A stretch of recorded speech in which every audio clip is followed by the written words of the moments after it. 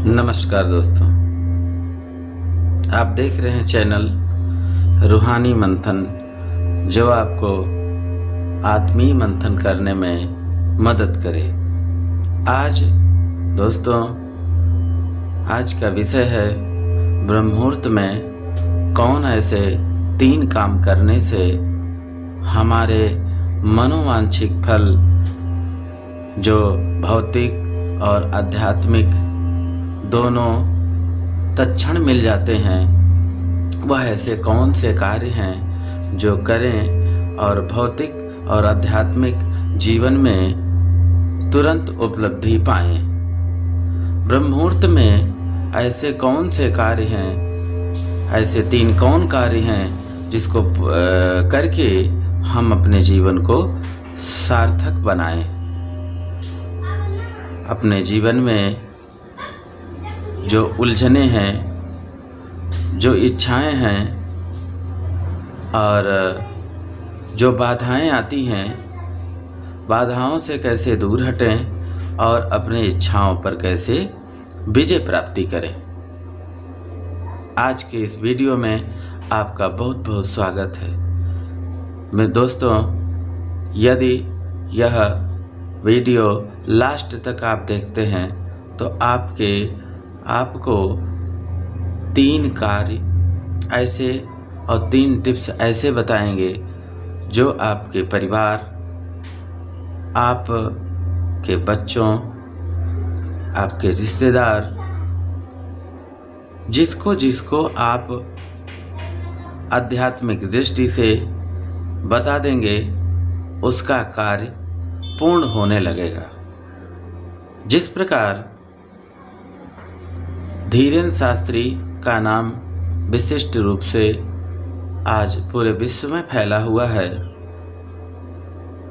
उसी प्रकार आप भी अपने घर में प्रातः उठकर यह 3 काम कर लीजिए तो आपका जीवन और जो यातनाएं झेलनी पड़ती हैं वह नहीं होगा। प्रायः साधकों की यह धारणा रहती है कि आध्यात्मिक और भौतिक कार्य करते हुए हम अपने आध्यात्मिक लक्ष्य तक कैसे पहुँचे। हमारे ऋषियों ने, महर्षियों ने और विवेकी बुद्धिमान लोगों ने, रिसर्चकर्ताओं ने हमें 3 ऐसे कार्य वेदों द्वारा निकाले गए, ये 3 ऐसे कार्य हैं जो करके अपने जीवन को हम सुखी बना लेते हैं। बहुत से कार्य ऐसे हैं जो हमारे जीवन में बाधा बनती हैं, जैसे धन की कमी, पुत्र की कमी और समाज में सम्मान की कमी, और जो कार्य करते हैं उसमें विजय प्राप्ति नहीं होती है। तो भगवान शिव ने अपने सूर्योदय ग्रंथ में श्लोक नंबर 89 अर्थात 89 और 90 और 91 3 ऐसे श्लोक में अपना आशीर्वाद प्रदान किया है, जिसको आप जानकर आश्चर्यचकित हो जाएंगे। ये मंत्र नहीं है, यह आपके जीवन के स्तंभ हैं, जिसे आप पाकर के, वह खजाना है जिसे आप पाकर के जीवन में मनोवांछित फल की प्राप्ति कर सकेंगे। प्रायः साधकों की यह अंदर से उत्कंठा रहती है कि करने से ही सब कुछ होता है, इसलिए शुभ कर्म करने चाहिए। यह धारणा बड़ी अच्छी है, पर कर्म कर्ता के अधीन होते हैं। अतः कर्ता जैसा होता है उसके द्वारा कर्म भी वैसे ही होते हैं। कर्मयोग भी निष्काम कर्म से नहीं होता, अपितु निष्काम कर्ता से होता है। अतः स्मरण, कीर्तन, जप, ध्यान, स्वाध्याय आदि करना बहुत उत्तम है। अर्थात हम अपने जीवन में परमात्मा ने हमें 24 घंटे मुक्त में दिया, जन्म भी मुक्त में दिया। आपको यह हमेशा ध्यान रखना चाहिए कि परमात्मा हमें बच्चों की तरह पाला है। हर पल, हर विपल, हर क्षण वह हमें ध्यान रखता है। कहते हैं याद दया को लावती, प्रभु कृपालु भगवंत, अधिक याद प्रभु करत हैं, जो थोड़े कर संत। अर्थात याद जब हम करेंगे परमात्मा सीधा उल्टा करता है, दया करता है। तो दया जब हम बारंबार याद करेंगे तो परमात्मा दया करता है और हम सभी एक बिंदु मात्र भी याद नहीं करते हैं। मान चलिए आपकी 2 संतानें हैं, एक संतान आपकी अमेरिका चली जाए, एक संतान आपकी नियरेस्ट किसी सिटी में चली जाए और आपको नियरेस्ट वाला आपको हर हफ्ते में फ़ोन करने लगे कि आप कैसे हैं, परिवार कैसा है, मम्मी पापा कैसे हैं, सभी का स्वास्थ्य अच्छा है कि नहीं। इस प्रकार आप उससे खुश रहते हैं। यदि अमेरिका वाला 1 महीने पर फ़ोन करता है तब भी कोई बात नहीं, लेकिन यदि दोनों फ़ोन ना करें, दोनों आपसे बातें ना करें तो आपका जी कुंठित हो जाएगा और यही सोचेगा कि पता नहीं मुझसे क्या गलती हो गई जिससे हमारे पुत्र हमें पूछ नहीं रहे हैं हालचाल। इस प्रकार याद लगातार करते करते आप कुंठित हो जाते हैं। इसी प्रकार हमारे परमात्मा हैं जो हम उन्हीं के पुत्र हैं। ईश्वर अंश जगत अविनाशी।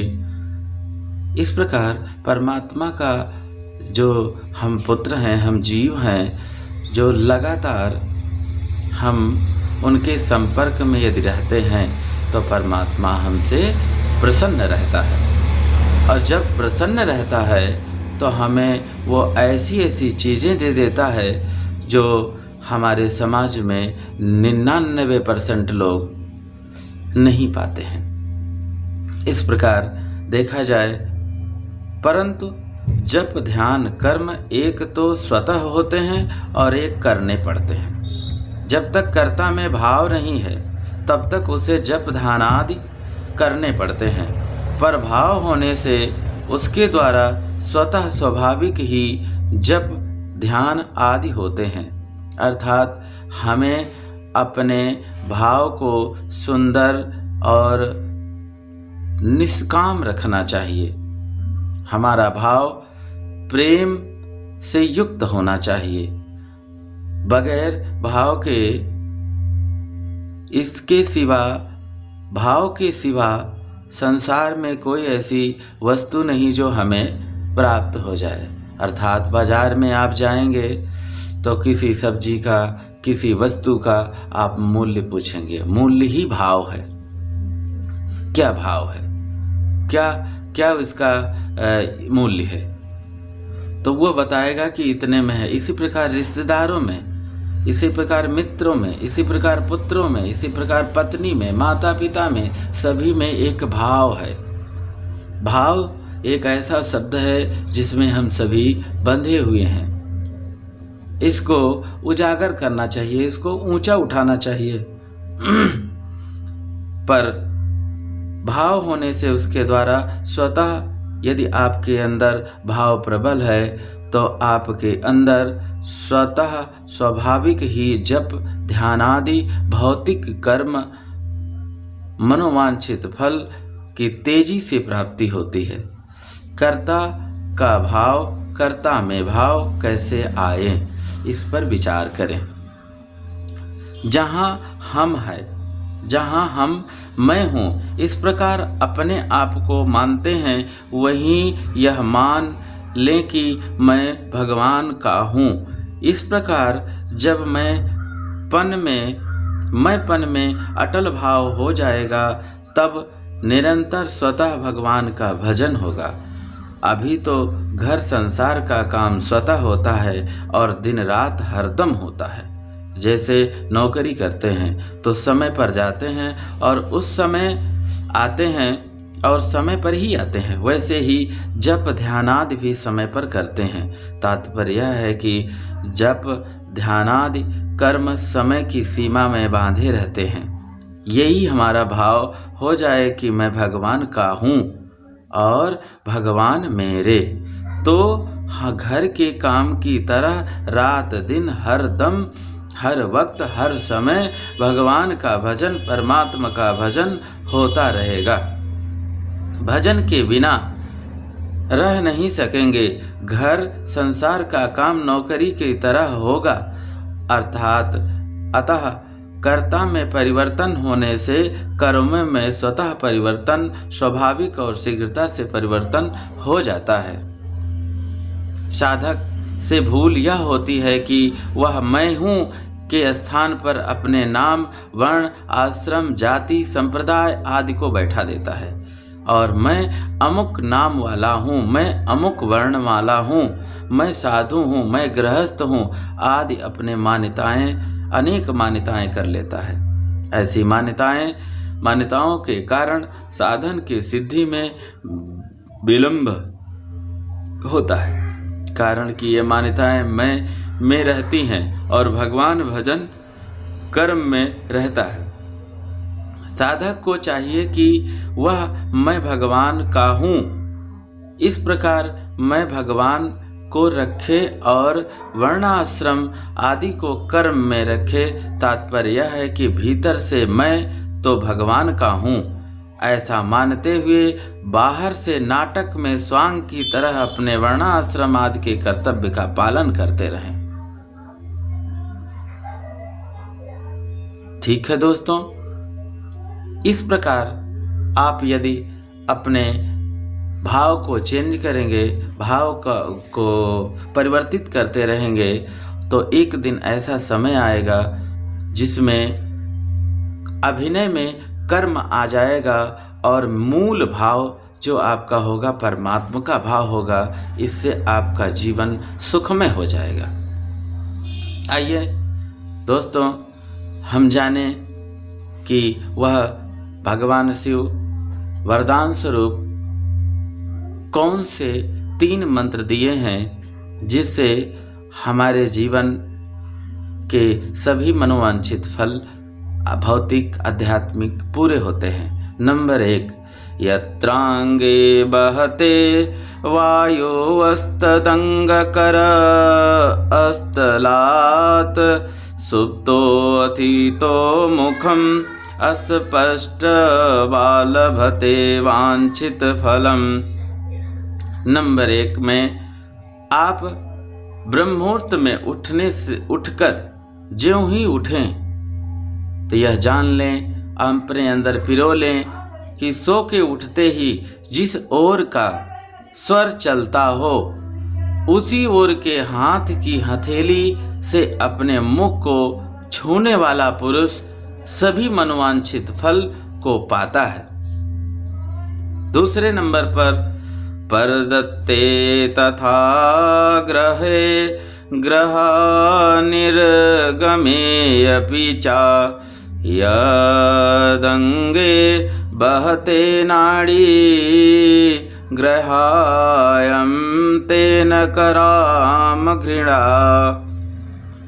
दूसरे को देने में, दूसरे से लेने में और घर बाहर जाने में उस समय जिस ओर का स्वर चले तो उसी हाथ से देना लेना और उसी पाँव से कहीं जाना चाहिए। यह अति उत्तम है। तीसरे नंबर पर भगवान शिव ने वरदान स्वरूप जो सूत्र बताए हैं उसके अनुसार देखें। ना हानिः कलहो न एव कटकैर्ना अपि विधते निर्वन्वर्तते सुखी चाएव सर्व उपद्रववर्जितः। ऐसा करने से किसी काम में हानि नहीं होती, कलह नहीं होता और न शत्रुओं से नाश ही होता है। फिर वह सारे उपद्रव से बचकर सुखपूर्वक घर को लौट आता है। अर्थात दोस्तों, आपको यह 3 मूल मंत्र याद रखना है और अपने जीवन में पिरोना है। आगे नेक्स्ट वीडियो में इससे बेहतर जानकारी के साथ आपके साथ मिलते हैं।